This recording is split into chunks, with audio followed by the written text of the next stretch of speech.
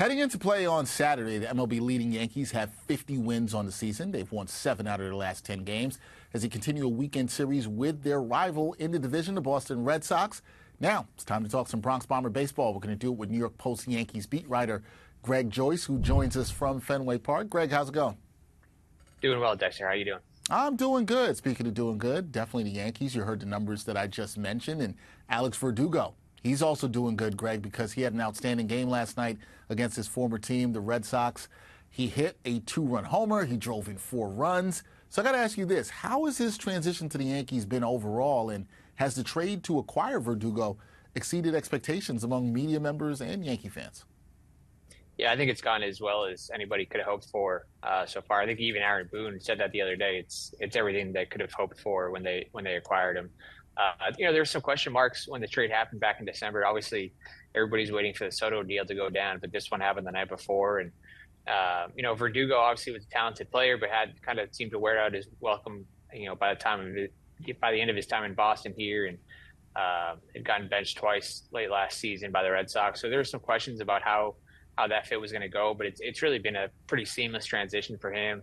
Verdugo said again yesterday he was upset by the trade initially, but he realized, 6 months later, he thinks he's way better off for it, just a better fit in the Yankees clubhouse, that he's really been able to be himself.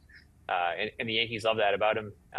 They like the edge that he brings, but also he's also got a laid back personality. So he's got a mix that they like in the clubhouse. And then on the field, he's been as advertised, if not better. That lefty bat in the lineup for another one, bat and cleanup in between Judge and Stan on most days, kind of a change of pace in between a lot of the big power bats. He has more of that contact kind of approach. And I think one of the biggest things, just defensively, I think he's been a lot better than, he gets a reputation for. So he's patrolled the field really well for them. And so really just all around, I think he's pretty, I'd say it's fair to say he's exceeded expectations, at least early on. Yeah, it definitely has. Trade looking like a win for the Yankees thus far with Verdugo as he got a little revenge last night in Boston. I want to talk to you about Gerrit Cole because he recently dominated in a rehab start, 10 strikeouts in that game. How soon can we expect to see him back in the Yankees rotation, and what kind of impact will his return have on this team's pitching staff, which is performing pretty well this season, Greg?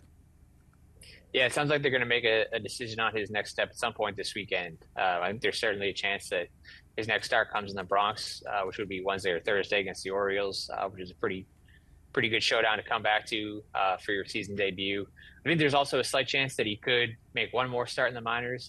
He had mentioned last night that the bullpen and the rotation's been in such a good spot with innings, workload, everything like that. He doesn't want to come back and give a short start to kind of throw things off. But he built up to 70 pitches last night, which would mean he should probably be around somewhere 80 to 85 in his next start. Boone had also left the door open for taking a step back in his pitch count when he comes back to the majors, just because it's going to be a different adrenaline level than he's faced, during his rehab assignment. So he's at 70 pitches right now. They have to see how he bounces back today and everything. But, like you said, 10 strikeouts last night. I think he had 22 whiffs. So looks pretty sharp. It's just a matter of whether he wants one more to kind of fine-tune the final things before he comes back, or if he's ready to come back on Wednesday or Thursday. But 3 starts in, the rehab assignment's gone well for Cole.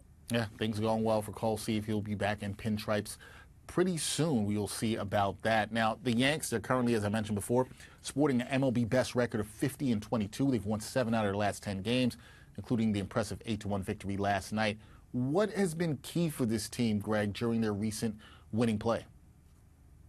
Yeah, I think one thing that stands out is just their ability to jump on top early. They've scored 59 runs in the first inning, which is the most of any inning this season. So a lot of times they're giving their pitcher a lead before they ever take the mound, or an early lead. So that does a lot for the pitchers, and obviously the pitching staff has been strong. Even without Cole, the rotation has been one of the best in the majors, so that helps. But when you get the lineup clicking the way it has, with obviously Judge and Soto and the tears they're on, but then up and down the lineup, different contributions from different guys every night. But especially just kind of getting out to that early lead always helps. It gives everybody in that dugout some confidence, and that's something they've certainly done over this past week, especially to just jump out early and kind of roll from there.